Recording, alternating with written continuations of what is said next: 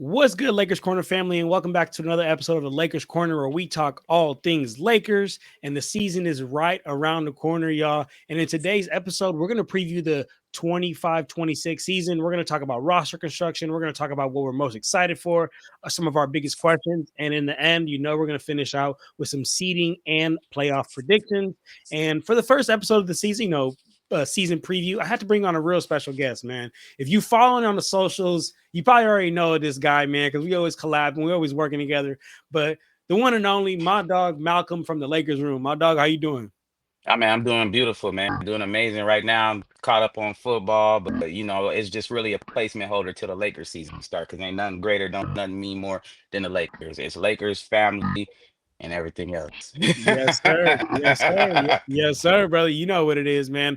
Real bleed purple and gold. So for everybody that's out there, man, make sure y'all go check out Malcolm's content. Make sure you subscribe to my channel, and let's go ahead and get into it, man. I cannot wait for this great season of just giving y'all great Lakers content. Every week we're gonna have different guests on the show weekly. So I hope you guys stay tuned. But Malcolm will be a familiar face y'all see pretty often. But anyway, let's go ahead and get into it, Malcolm. Let's start with, before we even get into the 2025-2026 season, let's talk about some of the offseason moves that we've seen here from this, past offseason. And at the end, I want us to both give it like a grade, A, B, C, like whatever you're feeling.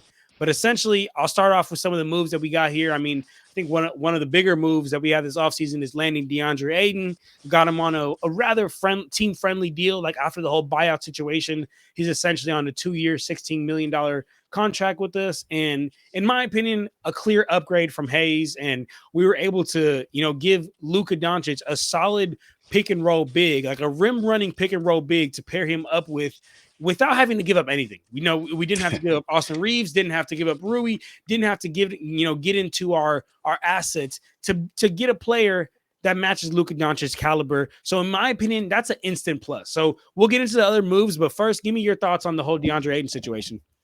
Okay, and it's a little bit layered, but I'll start with the fact that I hate the Phoenix Suns, so I never liked DeAndre Ayton particularly, like as far as watching him like play. Like I love the fact that he could hit the mid-range jumper effortlessly. Like, bro, that's his shot. Like he gonna hit that 7 out of 10 times. I loved what I seen between him and Chris Paul. I feel like Luka's an upgrade to Chris Paul. Like DeAndre Ayton was getting 12 points just off of, for one, running the floor whenever his motor was running and just being in the right spot. Because Chris Paul gonna find him, whether it's pick and roll, pick and pop, whatever the case may be, or if he's just in there with a mismatch like size advantage, and Luka's gonna do the same thing, a la what he did for Jackson Hayes during the regular season last year. But Ayton at least has the chance to not be unplayable when it gets to the playoffs. Now, I'm overall happy with it for the reason that you said. Like, it's such a team-friendly deal. It's a buyout, the same way that I pretty much feel about the Marcus Smart situation and everything like that. Like, you can't go wrong with that because we needed that. Now, did I want someone more like who wasn't even really available, Daniel Gafford, who the Mavericks ended up locking up? And once players start getting locked, I didn't want Claxton. So I'll say this: I, even without the buyout, if we were just talking free agency, I'd be happy to have Ayton over Claxton. Truthfully, for a few reasons. Like I feel like Claxton would become unplayable just because he doesn't even have a consistent free throw. But overall, I would say just because of what you said, like the fact that we signed him on the buyout, the DeAndre Ayton signing has to be looked at as an A. It's all upside and really no risk. The only risk is us having another season where we end up, with a disappointing center or a big man who doesn't show up. But the reward is DeAndre Ayton could propel the Lakers to possibly a championship if he shows up. Like if we get that Suns DeAndre Ayton, like I was saying, I was hating on, we'll be in good shape. That 2021 to 2020 to 2022, like from the bubble Suns run to like when he got, if we get that DeAndre Ayton, it's up. And in Portland still, he was a little injured towards the end of the last season. We could even take that, walking double double, bro. So then let's move on to the next move that here that we've seen around in the offseason, and that's we added Marcus Smart, 2-year, $11 million. My thoughts immediately, he's our best back court defender, which is great, and it's something that we needed. And I'm going to get into Marcus Smart a little bit later in the episode, because when we talk about some of the things that we're most excited for, he is kind of a part of that. But one thing that I kind of want to get into a little bit with you is like, man, Marcus Smart's a good defender, but Brody's only played like 54 games in the last 2 seasons, right? Like Yeah. us asking him to come on and anchor that backcourt defense is asking a lot of somebody that hasn't even played a full season in the last 2 seasons. So I have some questions on that, and again, something else I'll get into later for the questions. But I guess what were your initial thoughts of when we originally added Marcus Smart, that 2 year, $11 million? Same answer with the DeAndre Ayton as far as contractually. You can't lose, low risk, high reward, just as far as the signing. And not only, like you said, he's our best perimeter defender, he's one of the best perimeter defenders of all time, truthfully. Now, I'm not as what's the word, optimistic as the DeAndre Ayton signing by no stretch, because I feel like even though DeAndre was out last year, I feel like they kind of set him more than anything. Like Marcus Smart got real injury problems, it seems like. Now, if he shows up and he can play, if he can give us 60, 70 games this year, and then he's good for the playoffs, then I think the Marcus Smart signing plus the DeAndre Ayton also is what we needed to get to contender status. Now, and we're gonna get into this, I'm sure. I got a few other things I wish we'll do, but I would put the Marcus Smart signing at like a B plus with possible A potential. But I'm high on both of those signings just because of the team friendly contracts, bro, and the ceiling. The upside, absolutely, yeah. The upside is huge on yeah, both DeAndre Ayton and Marcus Smart. I'm right there with you, brother.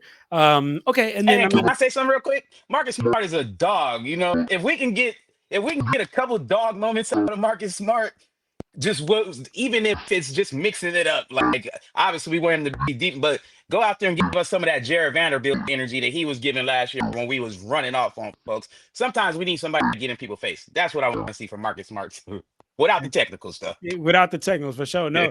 No, and when you got somebody on your team that got that dog in you, that just like inspire you to get that dog in you. So for sure, I 100% agree with you on that, brother. And the rest of the moves for the offseason, we I don't know if you want to add anything on this, but we know we signed Jake LaRavia, 2 year, $12 million, re-signed Jackson Hayes, 1 year, 3.5, and then drafted to be able to get a Adu Theo. So I don't have much that I want to get into on that. I'd rather get into more of the upcoming season. But if you want to get into any of that, feel free, brother. The floor is No, I'm yours. good. I like the Laravia signing. I mean, when it was our first signing, everybody was making fun of it because we didn't really know what was going Yeah. to happen after that. But I like Laravia. I don't know too much about him. No, you probably know a lot more about him than me. I do like the kid Thiero. I don't know how much actual rotation time he's going to get, but I feel like he's a solid piece to develop. So overall, I'm happy with the Lakers offseason. I wish they would have packaged Dalton and Gabe for something, which I still think they might do. You know what I mean? And get rid of that first round pick that they holding on to so dearly. But yeah, other than that, man, I'm happy with the Lakers offseason. Yeah, they holding on to the to Dalton and Gabe. I think they might do something during the season. But overall, to be honest, in the offseason, I'd give it a B. I'd give it a B, to be honest with you. What would you give the overall offseason? Overall offseason, I'd probably say like a B minus, maybe Yeah, B something like minus. that. Like I said, I wish we would have got a more defensive minded center also because yeah, Aiden does answer a lot of questions on the offensive end, but if we being honest, bro, before Jackson Hayes went out in the playoffs and became unplayable, he answered a lot of the lob threat questions and this, that, and the third. But sometimes you need like that clip with DeAndre Ayton and Jokic where he's just watching the ball, watching it go. Like I wish we had got a little more doggish in there, but at the same time, I could come back and eat these words, and I hope I do, because Yeah, DeAndre Ayton is still a top rated center for sure. Like, let me ask you a question, even though I know this is your thing. Let me ask you a talk question. to me.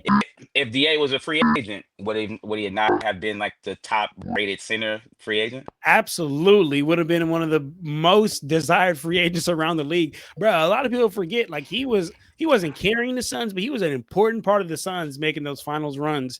So I mean, like, but I just think, when it comes to the Lakers, like, people are just very quick to forget and people are very quick to discredit. Like, yes, I know DeAndre Ayton's not the same player, but come on now, like, DA literally was a crucial part of that finals run. And I mean, something I'll speak to a little bit later. Luka makes all his bigs better. Historically, has made all his bigs better. So I'm expecting that same thing here with DA. But I'm in agreement. I'm in agreement with you right there, though, brother. A B minus for the overall off season, and that kind of brings us to this season. It brings us to the upcoming season. And if you are on YouTube, which is a perk of being on YouTube for all my podcast listeners, make sure y'all come check out YouTube. You are seeing the official roster. I got the official roster up right here.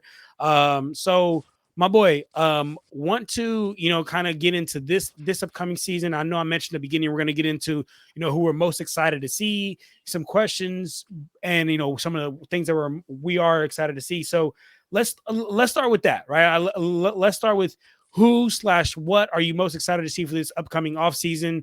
I'll go ahead and get started.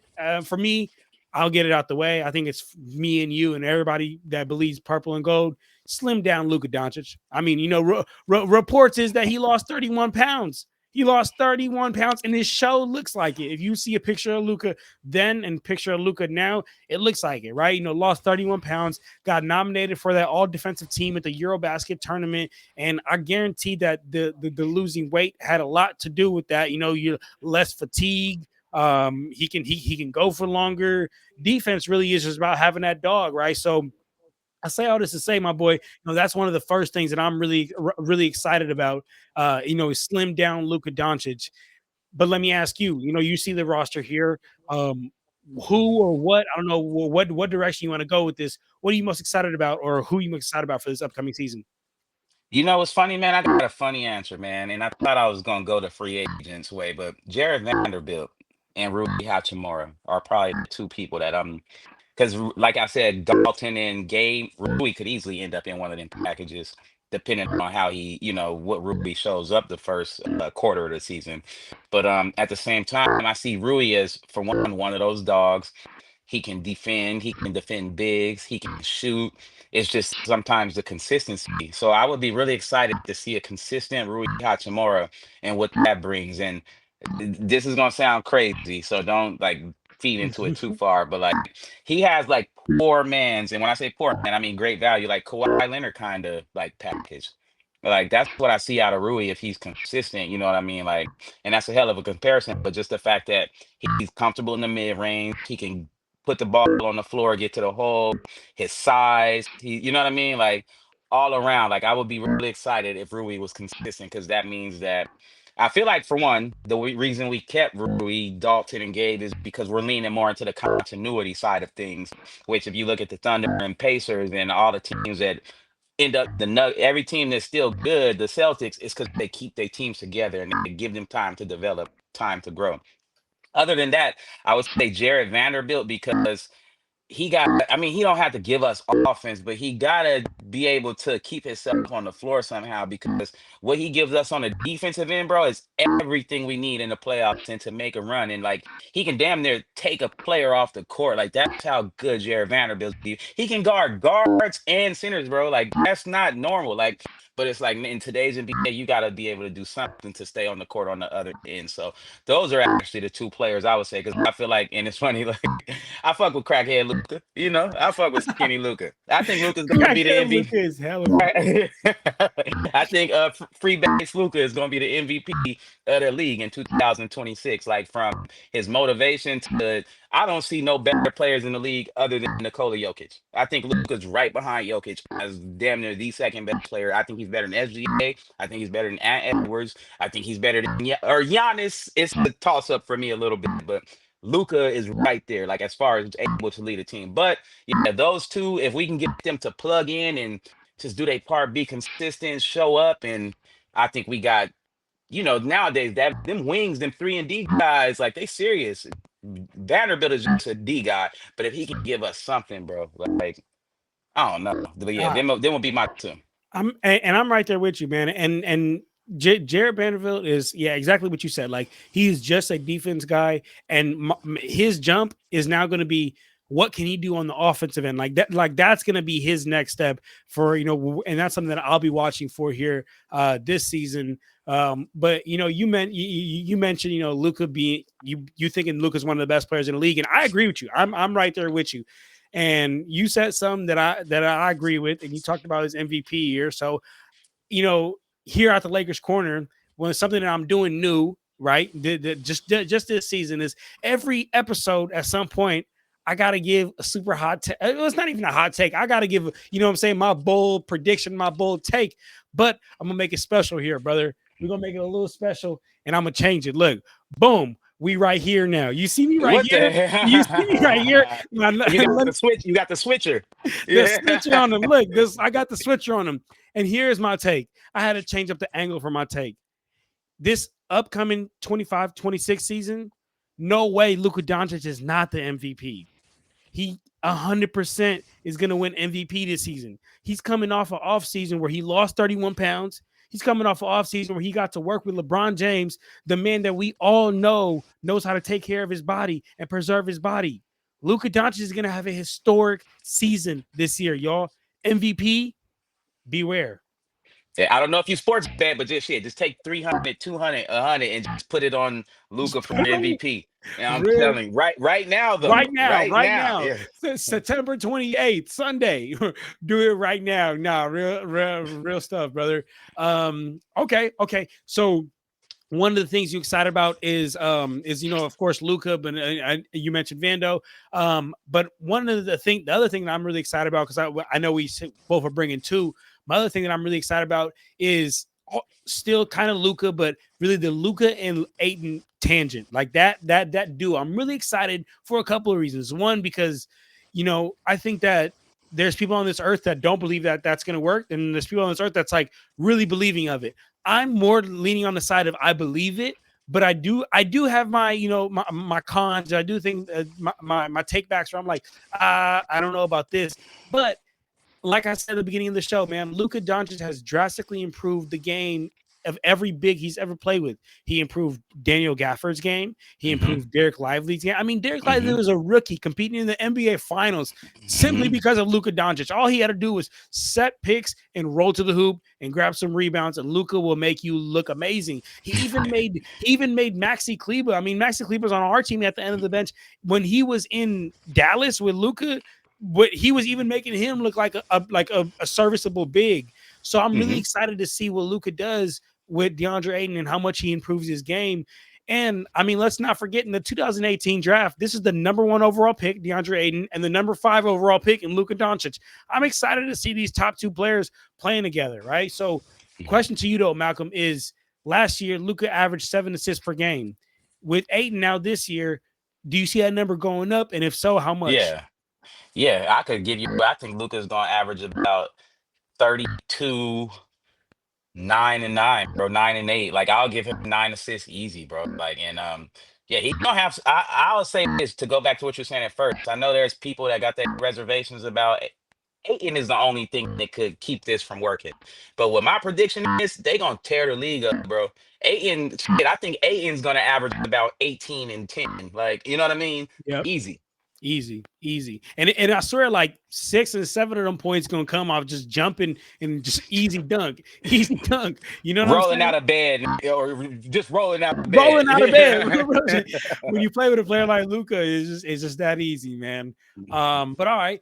Do you have another like thing or another person that you're really excited for that you want to talk about, brother, or are you good on that? Yeah. Bronny James. I want to know Oh, I what like that. I feel like it's at a very strange point right now for Bronny James. I want to know what's gonna happen. Is he gonna crack the rotation? Is he gonna be at the same spot as last year? What kind of work he been putting in this summer? I feel like they showcased him a little bit like in that Milwaukee Bucks game last year when everybody was injured just to show like what he can do. And I think that's where he had his career high 17. Like so like with the ball in his hands and what he was doing in the D League towards the end of the year last year, which was not Yeah. just going out there scoring, he was leading his team. If he can give us some of what he was giving the G League, I think he cracks the rotation. And if he cracks the rotation, we got a whole new story. But if he doesn't and he stays on the end of the bench, what do the Lakers do with him? Does he just go away and fade to black? Like what happens? So Bronny James is another big thing I got my eye on. Yeah, I definitely would like to see just I'd like to see him crack the rotation. Honestly, more just on a confidence type thing, man. Like I've always honestly low key. Well, let me tread lightly here. I'm not gonna say felt bad. His dad's LeBron James. I can't really Yeah. feel bad, but I'm just saying, is in a sense of like basketball wise, like he never even had a chance. Like right, like your dad's LeBron James. Like like the comparison is gonna. Oh, I'm always gonna fail. Like you know what I'm saying. So I and I feel like that really shattered his confidence early on. And you know what I'm saying? I'm excited to see, like how you mentioned, like at the end of the year, he was starting to just play a little better, get his confidence, get his confidence up, bro. The kid is 20. I don't even think the kid's 21 yet. Like, like Yeah. he's a kid. He's not ready to not only deal with the league, but like deal with the scrutiny of the world. So I Yeah. agree. I, Hey, and I like that shout out. Summer League too. Summer League got me a little excited because that game against the Heat in Summer League, that first like 4 minutes, bro, he looked like a man amongst boys. Yep. That's the growth, man. That's the growth. But all right, brother. So then let's get to some of our biggest questions here for the upcoming season. Let me get and get it kicked off with my biggest question, and that is, will Austin Reeves take that next jump? I think that that's one of my biggest questions I have coming into this next season. I mean, we've seen, in 2023 he averaged 13 points per game. 2024 he averaged 15 points per game. 2025 he averaged 20 points per game. He keeps taking that jump up every year after year. And I'm not even talking just scoring. Like, I think we'll naturally see a bump up in scoring because that's what he does best. Like that's the type of player he is. He gets buckets, but I'm talking on the defensive end. Will he take that next step? Will he stop being looked at as such a traffic cone? Will he stop being targeted every time out there? I think that that's one of my biggest questions that I don't have an answer to yet. So, which is why it's one of my biggest questions I have out there. Is where will Austin Reeves be, and like what jump will that take? Because also he is on a player option, and this is his last year. So this year will determine a lot, right? So, I mean, like if you continue to be this, offensive juggernaut, but then on defensive end you're a liability. In a way, how much better are you than Jared Vanderbilt, right? Like Yeah, yeah. in a way, how much better are you than Jared Vanderbilt? Like if you're bringing us great on one end, but you're a liability on the other end, and it's kind of Vando, but just reverse. So that's one of my biggest questions is like, will Austin Reeves take that next leap? And, how will that look? I don't know. Maybe you have an answer for that, but if you don't, tell me your question. Yeah, no, and I definitely don't have an answer. What I'll say is I think Austin Reeves is gonna have a great regular season again. I don't think his scoring will go up too much more than the 20 points that it's at with Luca out there. But yeah, I mean, I think the Lakers should decide quickly, like if they want to invest in Austin Reeves, because at the number you got him at now, yeah, absolutely. But are you ready to pay him max dollar deals? You know what I mean, to beat us Luca's pairing going forward if they both is defensive liabilities? I don't know. I love Austin Reeves, bro. And I'll say this: before the series against the Timberwolves last year, I thought Austin Reeves was like everything, bro. The series against the Timberwolves only shook me up a little bit because I felt like he played timid. I felt like he played scared. I even felt like he didn't even like some of the way that the Timberwolves was barking at their ass. And it's the playoffs, man. Man, fuck all that. You know what I mean? Get him, For give sure. it back to him. Like, so that's the only thing I'll say. Like, I probably won't even have a real judgment on Austin Reeves until the playoffs comes because I feel like 2023 he did pretty well. 2024 was a quick out, so it's kind of hard to measure. But this year I feel like in the playoffs he damn near bitched up like and just like he wasn't ready, bro. Like he's better than 90% of the league, 95% of the league. Like I feel like his ranking at 60 was too low, or wherever the ESPN rankings had him at. But we gotta see that shit in the playoffs, man. Otherwise, like how I keep saying, great value. You have great value, James Harden. Like you remember when James Harden would like have the craziest regular season, and then in the playoffs, just all of a sudden you don't even look like the same player. That's what Austin Reeves looks like to me against the Timberwolves. So I hope that he does have a great redemption season, and it shows that he should be that pairing with Luca. But yeah, if he doesn't, bro, or if it's even close to what it was last year, then I say figure it out as the season goes. But that you might be better off leaning in another direction. But he's everything, bro. I'm a huge, huge Austin Reeves fan. So I hope that he comes out with the dog and redeems himself because I feel like a lot of the reason we damn near got put out was damn near like a lot of that blame to me goes on Austin Reeves' shoulders, bro.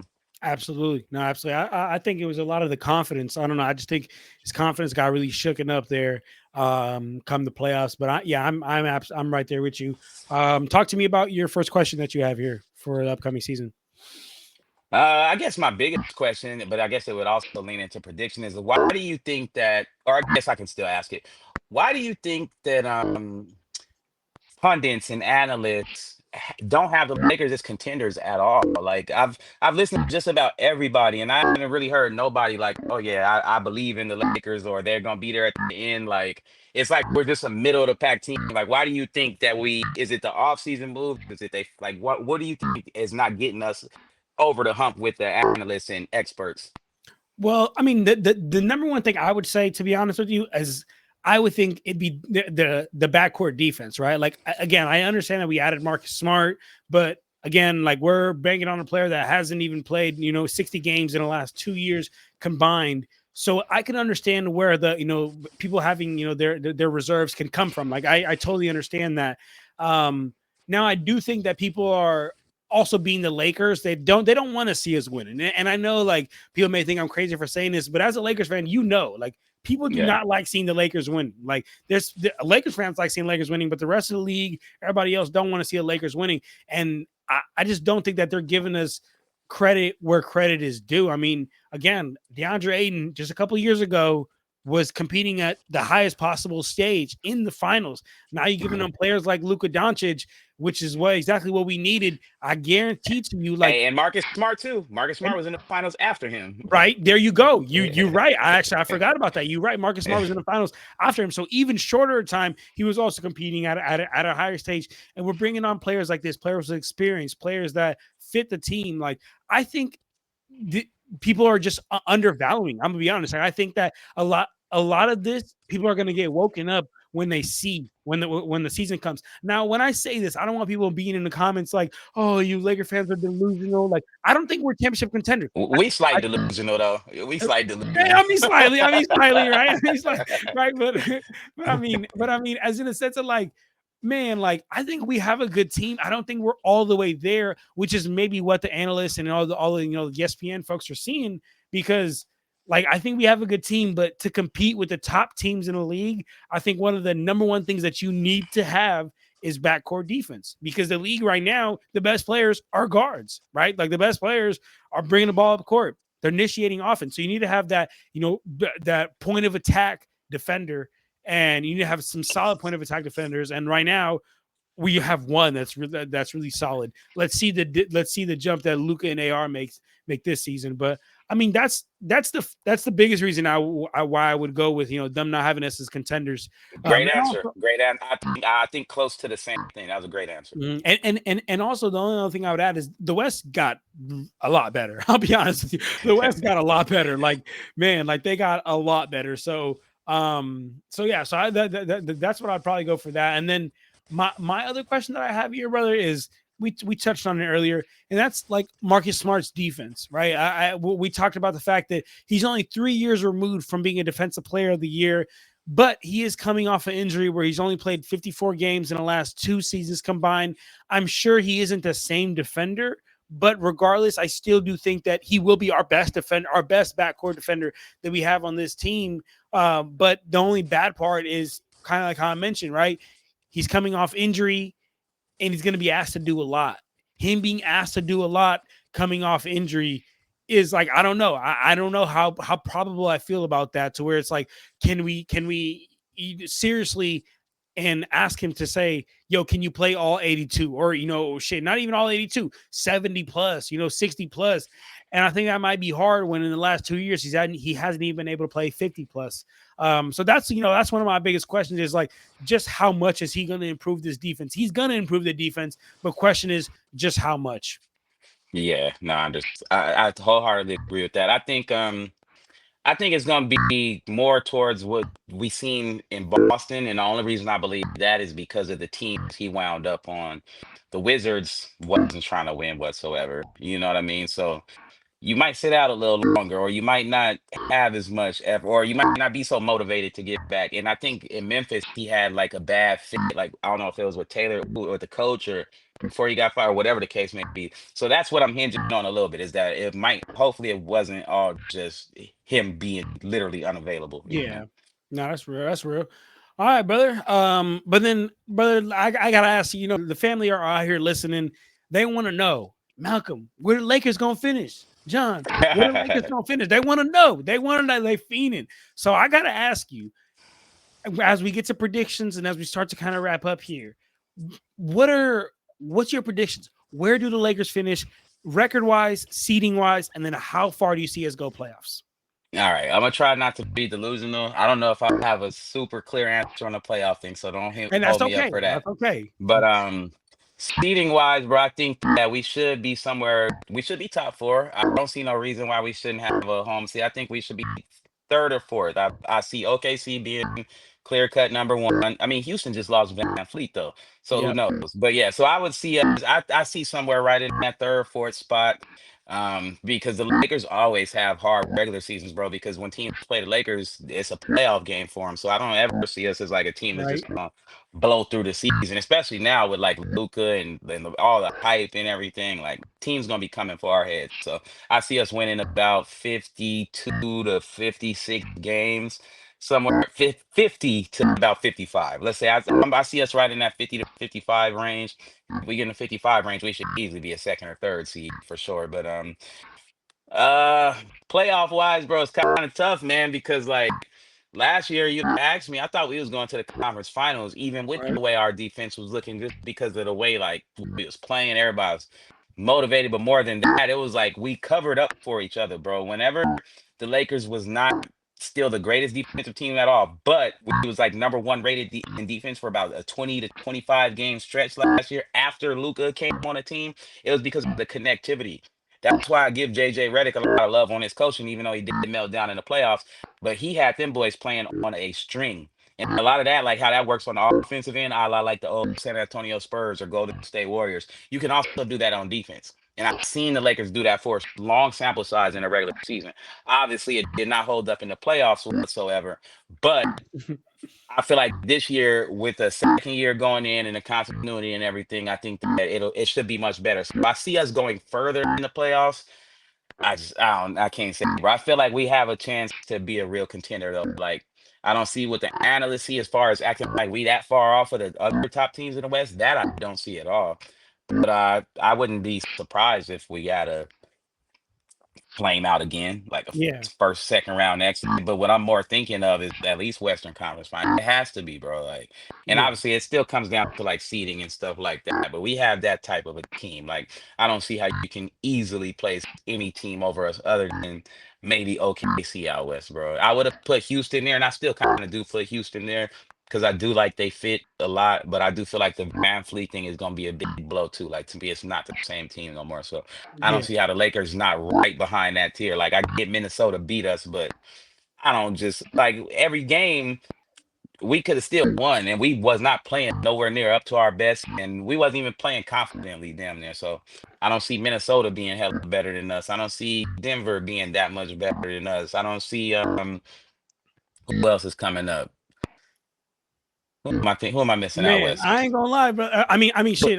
Like Clippers. Rockets, OKC, the Spurs. The Spurs got a lot better. They'll be better. Oh, facts, I'm gonna be facts. honest with you. The Warriors, I think, got better. Honestly, like I think I don't think they got better than us, but I think the West just got like really better, bro. And honestly, like I I agree with you to a certain extent. So where I'm at is I think we end up finishing as the fourth seed, right? But I think it can easily drop down to the fifth seed. I don't think it'll drop no lower than the sixth seed, in my opinion. But I think it'll easily drop for a couple of reasons. One, I love what you said. Every team that plays the Lakers is like their finals. Like they're coming into this thing like I gotta sleep, I gotta be ready. So like we do not get no like automatic No win days type off. game. You know, no days off. Like we're gonna do. So I like what you said about that, right? So that's why I'd say I project us to finish at the fourth seed at its highest, to be honest with you, at its highest.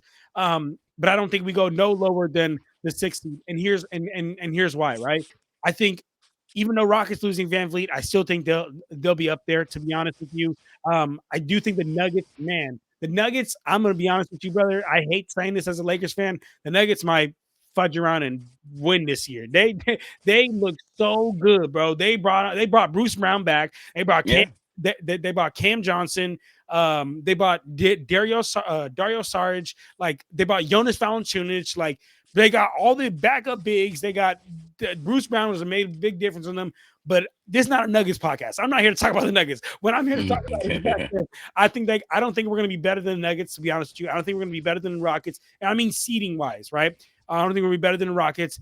I don't think we're gonna be better than OKC, and I don't think it's a tough one. It's a toss up between the Timberwolves because they beat us in the playoffs. So I feel like it'd be kind of crazy to say we're gonna seed higher than them, but we got a better team than we had last year. And I think DeAndre Ayton and add Marcus Smart and another year of continuity and JJ Redick, I think that you can say that results in a little bit more wins. So I say that to say like, at its best, we're the 4th seed, but I think really realistically more of that, probably like 5th, but no lower than 6th, in my opinion. And playoffs is exactly what you said, bro. Like, it's really hard to predict playoffs because it's all about matchups, right? It's like we seen, the whole We Believe season with the Warriors, like they matched up really well with the Mavericks and they were the lower seed and they won because it's all about matchups. So I say that to say, it's kind of hard to give playoffs, but realistically, I don't see us going past the 3rd round, to be honest with you. If we get past the 3rd round, like, you know what I'm saying? The Lord is looking out and everything is just happening in our way. I'll be honest with you. But yeah, that's more where I'm at with that. And I mean, y'all already heard my Luka Doncic's MVP predictions. I mean, me and Malcolm, we both predict Luka to be MVP, but that's really where I'm at with the predictions. Yeah, and what I'll say, and this ain't so much as a prediction, just I guess going off of what I've seen Luca do. Like to me, bro, Luca is more of a killer than most people even give him credit for nowadays, bro. From what he did to the Suns and when he went to that Western Conference Finals in 2023, from when he took the Mavericks to the finals in 2022 to the Western Conference Finals, 20 took the Mavericks to the finals in 2024. Like, bro, Luca can get in a different mode, bro. So Luka that's what I will say. bro, Like, Luka, I'm gonna be honest with you. Luka not carried. Let me tell you back because he had Kyrie and he had a bunch of good players, but he was doing the majority of the work I'll that say got he that team. carried. Okay, you're right. All right, Luka carried the Mavs to the finals, bro. Come on, you give him LeBron James, you give him DeAndre Ayton, you give him a good coach, you give him a system, and this team is now built around Luka. Like this team last year was still built around LeBron and AD. We weren't expecting to get Luka at the beginning of the season. This season and this team and this plays and everything that we're putting into this season is all built around Luka Doncic, as it should be. So I say that to say, like, come on, man. Like Luka can just get in just straight dog. I'm gonna be honest with you. I think Luka Doncic alone is good enough to win a series. Now you give him. Some people may not feel the same way. I feel LeBron James is the greatest player of all time. Not right now. I mean, right now, Brody's at tail end of his career, but all time, I think he's the greatest player of all time. You give him the greatest player of all time next to him. I think those two guys can alone win you 1 or 2 series. So that's I'll say this before we wrap, bro. There's nothing that would surprise me about the Lakers season, bro. Even to the point of them winning a championship, that wouldn't surprise me. Mostly because of who's at the helm and shit like that. Also, wouldn't be surprised if we ended up looking like we did last year at the end. Like I feel like a lot of questions are gonna get answered though, bro. The first 10 games of the season, probably, at least for somebody like me, like maybe more than that, but like by Christmas, damn near, like we should start to see what we shaping up into and be able to have a real conversation for sure. Absolutely, man. Absolutely. Family, I hope y'all enjoyed this show, man. I hope y'all enjoyed this episode. First episode of the season. If y'all want to stay tuned, man, please do subscribe. Please do join up the family. I'm going to be doing weekly shows. I'm going to be doing live streams after the game. I'll be having different guests on throughout throughout the year for my weekly shows. This will be a face that y'all will see pretty often, though. Malcolm will be somebody that he'll be coming on the show pretty often, man. So y'all make sure y'all, subscribe to everything that he got going on. Make sure y'all like, follow. I'm going to link all the social medias in the description down below. So make sure y'all get at it, man. I hope y'all ready for the season. But as far as for me, man, I'm just appreciate all y'all being here. Malcolm, do you have any last words to say before we get out of here? Nah, man, I appreciate you for having me. Shout out to Lakers family. Shout out to all the other people that run Lakers pages that I mess with. Actually, shout out to my people from University Debate that sent me this. To the people from Drip Show that I see they sent you the Yes, canvas sir. back there. Yes, sir. It's cool networking with everybody and shit like that. And obviously we got put out so early last year. I had to figure out what I was going to do. That's why I started doing the voiceovers and stuff. And I love the entertainment aspect, but I'm damn so ready to get down to business. Yeah, So but let's you have a went good crazy with the season. voiceovers, brother. I ain't gonna lie. You went crazy with the voiceovers. Hey, he had Shaq, had Robert Ory, had everybody hollering at Yeah. him. Oh, for sure. It's gonna get even like I'll probably still do it like maybe once or twice a week. I'll still sprinkle them in. But yeah, no, it's Yep. gonna be a blast for this season for sure. Yes, sir, man. Family, like I said, make sure y'all follow my boy Malcolm at the Lakers Room. Make sure you subscribe and follow Lakers Corner. But for now, I'm out of here, y'all. Peace. All right, bro. Appreciate you.